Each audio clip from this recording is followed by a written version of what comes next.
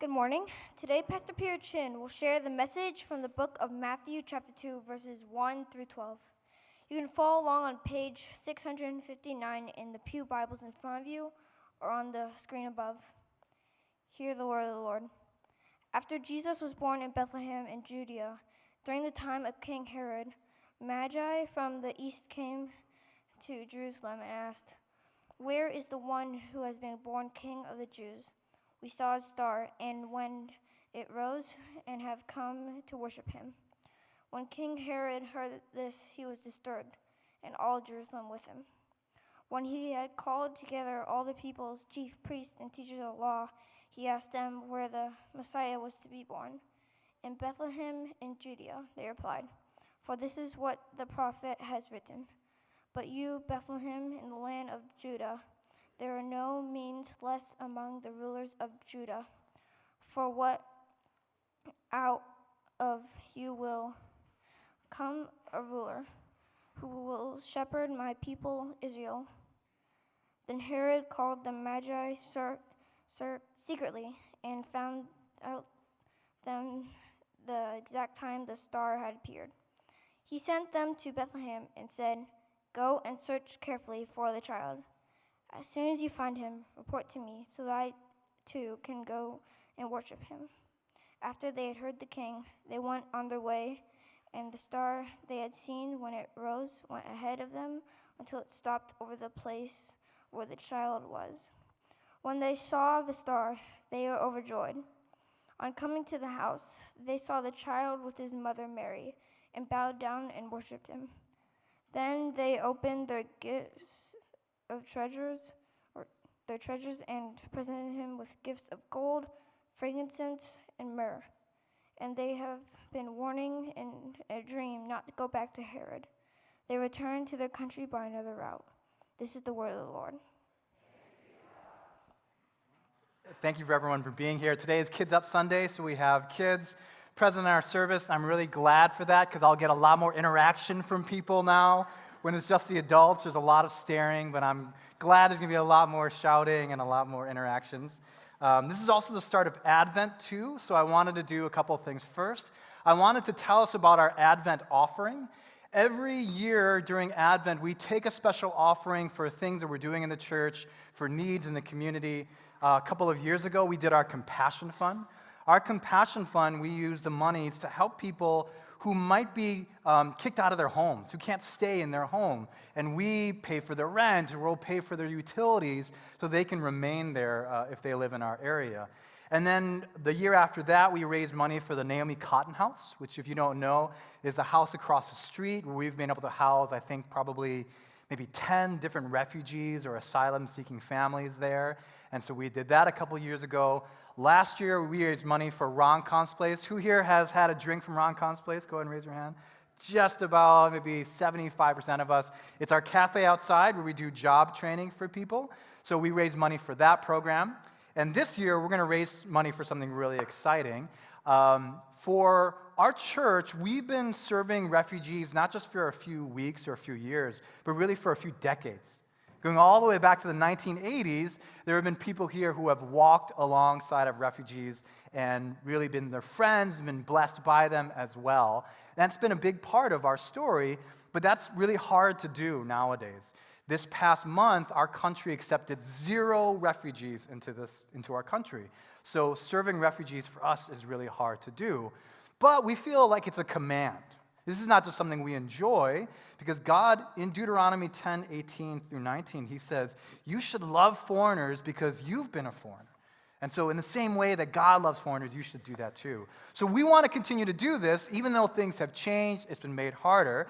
And so we've been dreaming and praying about how we can continue to fulfill this calling that we feel goes back years for us.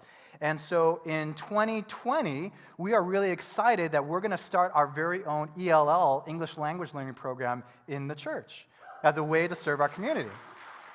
See, this service is so different. First service, they just looked at me, but you guys naturally just thought, I don't get it. I don't understand why things like that happen. But the reason we want to do this is because this is a way for us to continue this legacy. Our legacy, going back decades of serving now not just refugees, but immigrants of all sorts.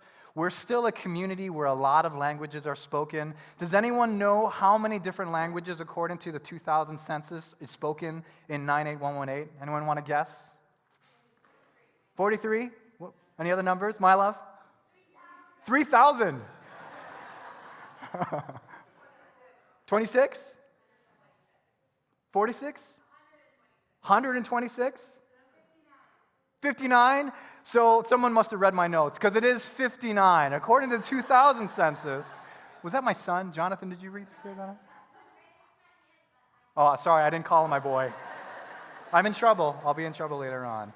According to the 2000 census, 59 different languages are spoken in our zip code, in our one zip code. And so this is a great way to help strengthen people to really get through society and community.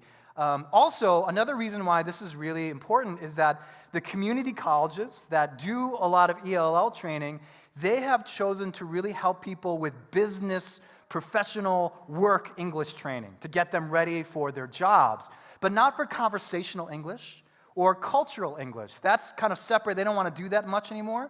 So there's a big need for that in the community to help people just get to speak English better. And it's also a great way for us to serve. Part of this program we're hoping will be just conversational tables. We'll just have tables where people in our congregation can sit and just practice English or help sort mail.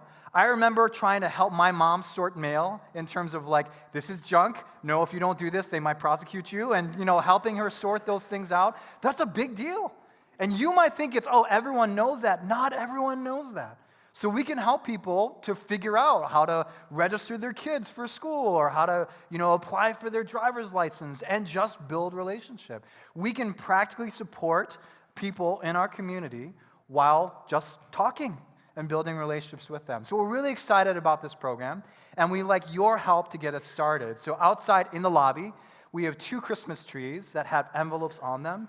If you'd like to help us get this started, you can take an envelope, put a donation in it, and then put it in the offering basket or else in the box in the back. And that money will go to hiring a professional trained ELL coordinator, as well as outfitting the map room. If you remember the map room downstairs, we put those wonderful glass doors.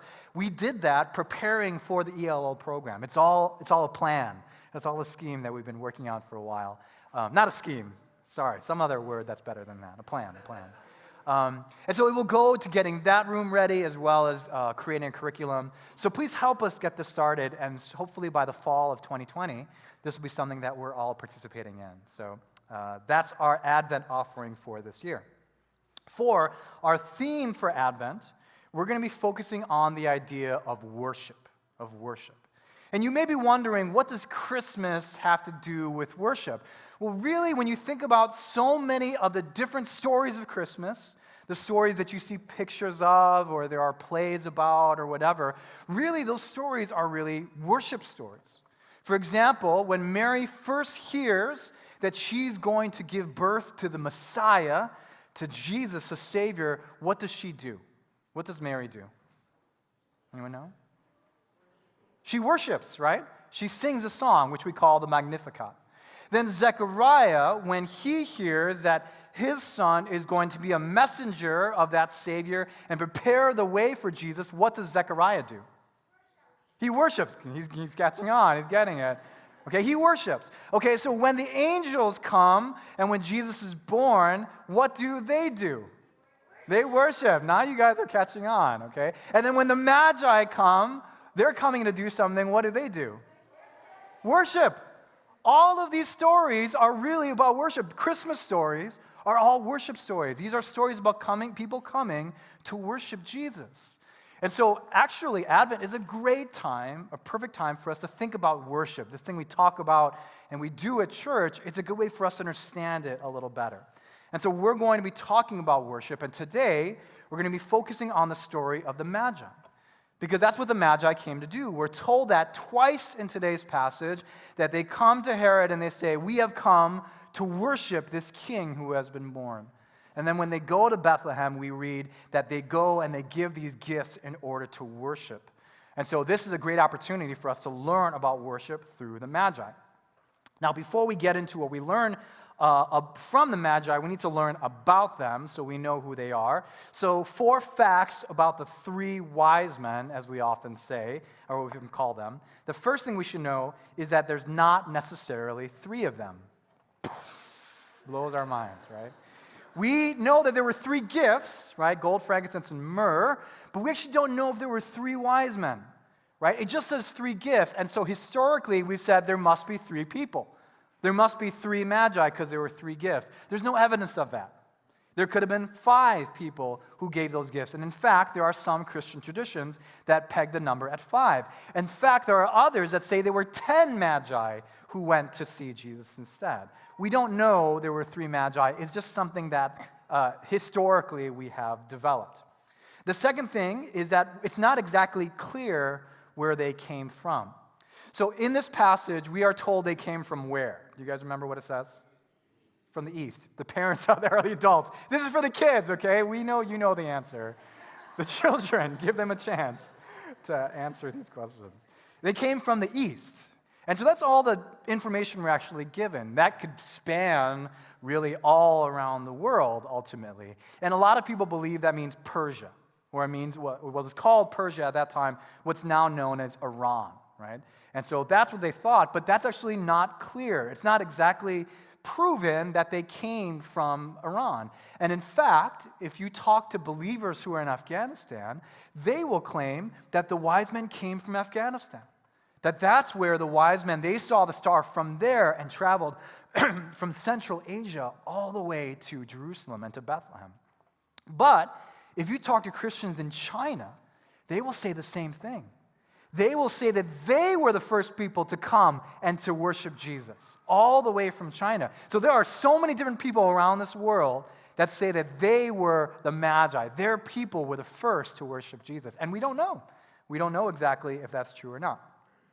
Third fact about the wise men is that they actually arrived after the birth of Jesus. Who, again, right? Who here has seen art where you've seen the Magi there with the shepherds, with the star in the manger? Anyone else seen stuff like that, pictures like that, right? And that kind of gets stuck in our heads, but the fact is that the Magi weren't there. The Magi came after the birth of Jesus, maybe years after the birth of Jesus ultimately. So Jesus was really maybe a very young baby or an older baby at that point in time. That's really when they were coming. So another fact about the Magi. The fourth thing is that the arrival of the Magi is a much bigger deal outside of the United States.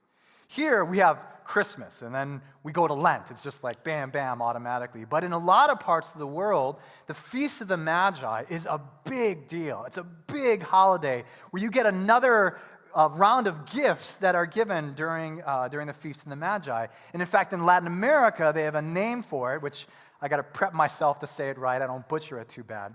It's the Días de las Tres Reyes. Did I say that right? I'm going to ask. That's the best I can do. I can say it in German better than I can say it in Spanish ultimately. But it's actually a big holiday and a big celebration around the world. So that's kind of the story of the Magi, a little background from them. What can we learn about worship from these Magi that we read about today? Well, the first thing that I think is very clear is that worship is about more than music. Worship is not just music. We have an unfortunate habit in the church that we as adults are very stuck in, that we use the word worship and song kind of interchangeably. For us, those things are kind of locked in. And we do that because we use words that way. We say worship time. The worship time in the service is what? The time when we sing. The worship team is what?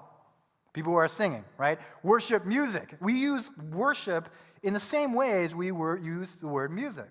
And so for many times, we kind of, over the course of many years, have thought of worship as just being the songs that we sing and the music that we hear on the radio. That is what worship is. Worship definitely can be music, but it's not limited to music, and that's precisely what we see in the story of the Magi. They come to give worship. They say that. We have come to worship this king, but they don't sing any songs.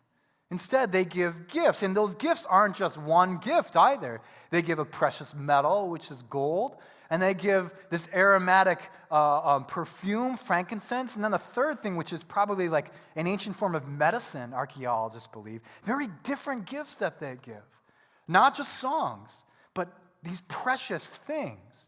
And I think that's really important for all of us, not just young people, but for us as adults to do as well. Not to limit our understanding of what worship is. Worship is bigger than just songs.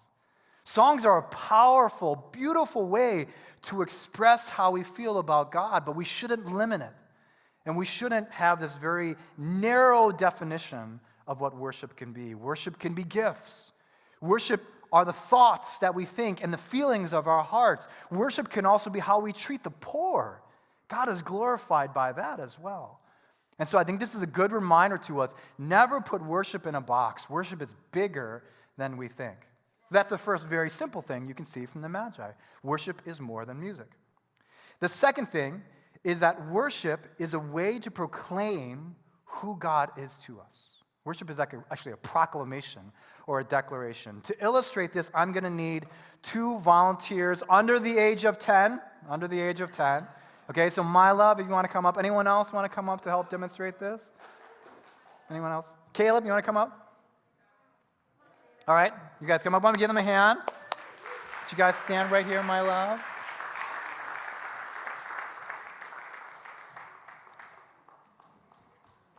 All right, you don't have a microphone, but you want to introduce yourselves to the congregation? He can go first. He can go first. What's your name? Caleb. Caleb. My name is Milo. Okay, what grade are you guys in? Second. Well, third and second grade, okay? Third and second grade. Okay, so what I'm going to do is this. I'm going to give you an item, and I'm not going to tell you why I'm giving it to you. I'm not going to explain. I'm just going to ask you, what do you think I'm telling you when you get this thing, okay?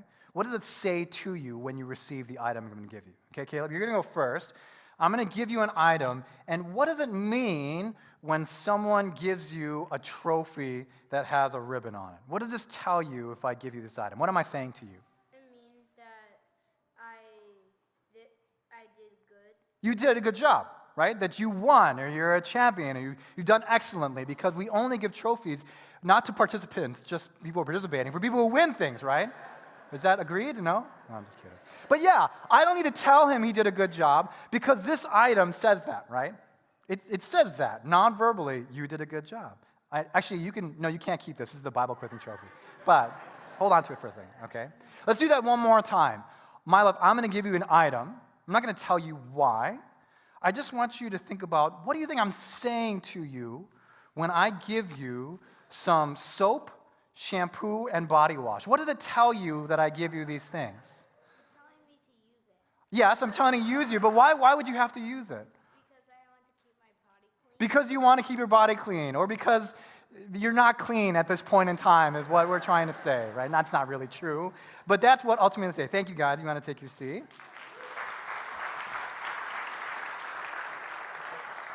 So what are we illustrating? Basically, what we're saying is that without even saying anything, when you give people certain things, you are basically saying something to them anyway, right? If you give someone a trophy, you're not saying you should go bake. You're not saying it's time to go to school. You are saying you won. You're a champion. Good job. You give a kid a bar of soap. You're telling them, you're not smelling so good today. It's time for your monthly bath or whatever it might be.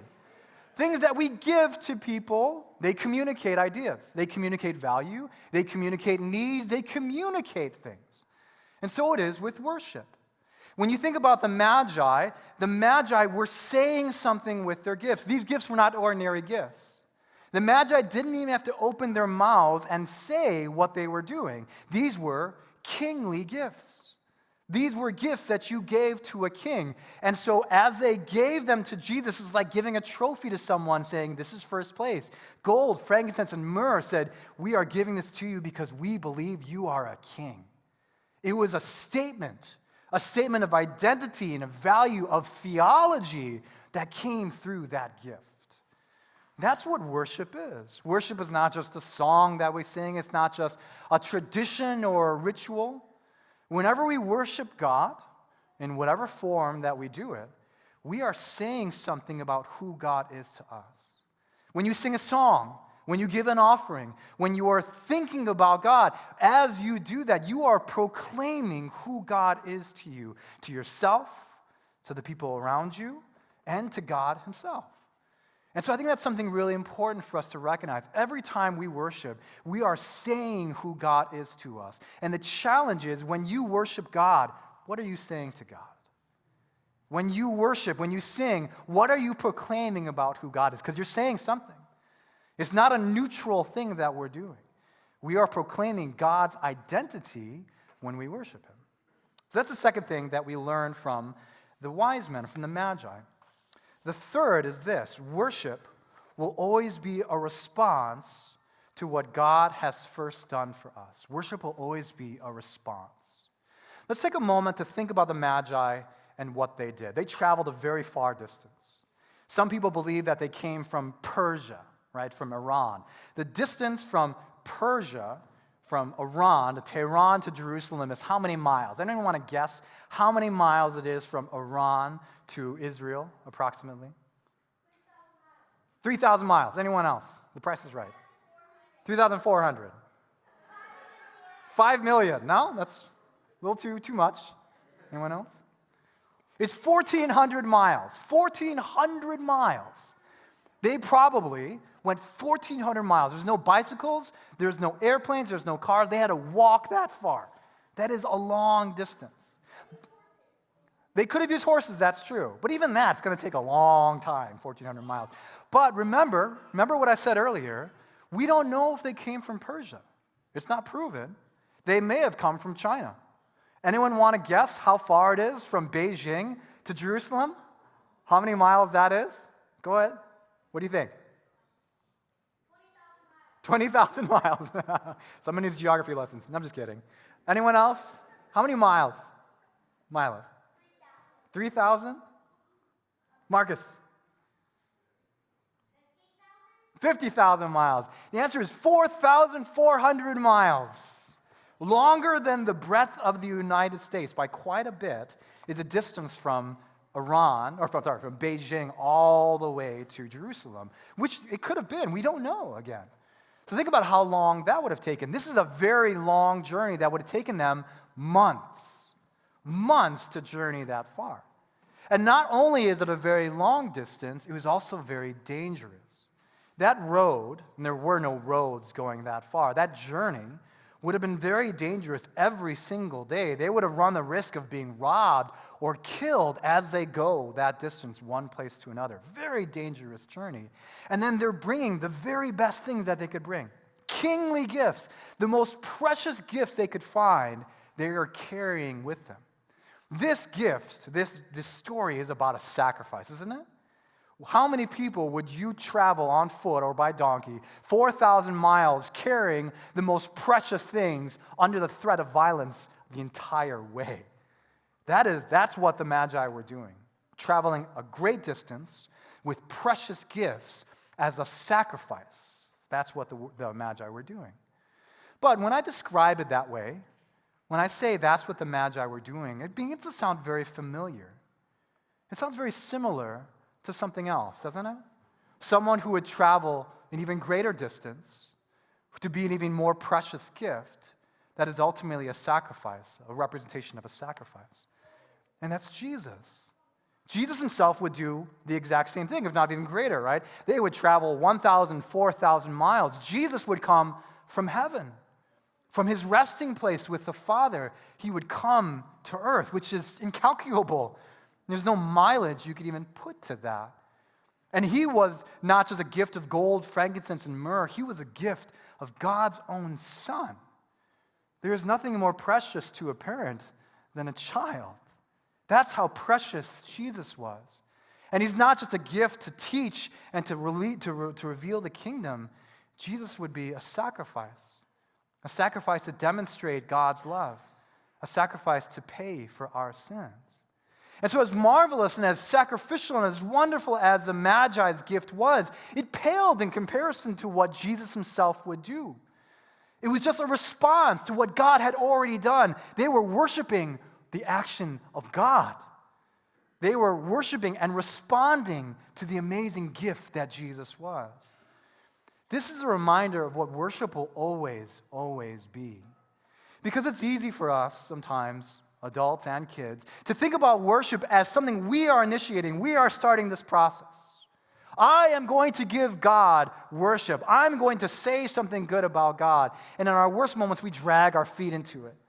Oh, I've got to worship God today. I've got to have a good attitude as I go into this place. Maybe God will be good to me. It's never the way it is. Worship will always be a response to God's goodness in our lives. We don't worship because we're good and maybe God will be good to us. We worship because God has been good to us. And that's our response, our reply to Him. And we should never get that backwards. We should never think that we're doing the good thing by worshiping. We are responding to the good things that God has already done that far outweigh any gift that you could ever give. And I think that's so important that when we draw into worship, we always think about Jesus and what Jesus has done or what God has done first. And our act of worship is always a response to the good gifts that God has given us. Worship is our way of bringing our best before God, who first gave His best for us. It'll never be us doing the good work first so that God will be good to us. It is always us responding to what God has already done. And there's maybe no better way to represent this than the Lord's Supper. The Lord's Supper, the communion, really is, in what we just described, an act of worship. It's an act of worship. And we think, no, it's not worship, it's not a song. But we remember that worship doesn't have to be a song. Worship can be much more than a song. And we also remember that worship is a proclamation. We do something, and it says something about God. And so we don't just eat bread and drink from a cup. We're declaring something, right? We're saying, this is your body broken on behalf of my brokenness. This is your blood poured out on behalf of my sin. And that's what we say through this act. And finally, we don't do this as a way of saying that we are good, that we're doing the right thing. Look at us. We're doing this as a reminder of the good thing that God has done for us, that Jesus gave His life for us. This is worship. This is what worship is. It is our declaration of who God is and what He has done for us. And I hope that we'll use it and do it in that way as an act of worship this morning. On the night Jesus was betrayed, He took the bread, and after giving thanks, He broke it, saying, this is not just bread, this is my body, which is broken for each of you. Do this, however often you eat of it, in remembrance of me.